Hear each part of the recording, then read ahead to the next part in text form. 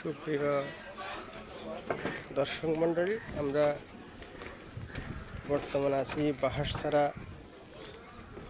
মশারাপালি বাজার হাটে। এই হাটে যেটা ব্রিজ ছিল সাগর পাড়ে যাওয়ার জন্য একমাত্র ব্রিজ, এই ব্রিজটি খুব বেশি দিন হয় নাই, সংস্কার হয়েছে। আমাদের সাবেক চেয়ারম্যান বাহারছড়া ইউনিয়নের সাবেক চেয়ারম্যান অধ্যাপক তাজুল ইসলাম চৌধুরী থাকাকালীন উনি নিজস্ব চেষ্টার মাধ্যমে এই ব্রিজটি সংস্কার করেছিলেন। হয়তো 2-2.5 বছর হলো, এর মধ্যেই ব্রিজটি অবস্থা খুবই শোচনীয় হয়ে গেছে।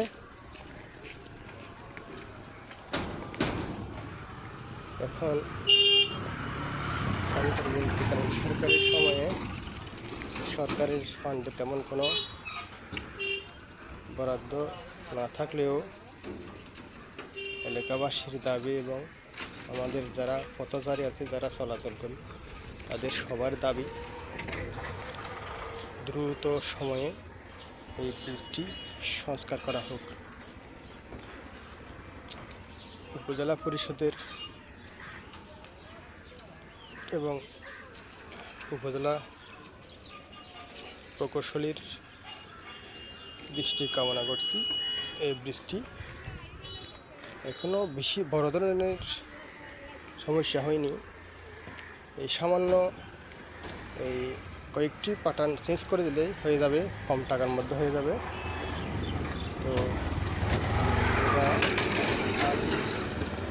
দেরিতে যদি এটা সংস্কার করা হয় তাহলে এই ব্রিজের ব্যয়ভার অনেক গুণ বেড়ে যাবে। সেজন্য আমরা সংশ্লিষ্ট দপ্তরগুলোকে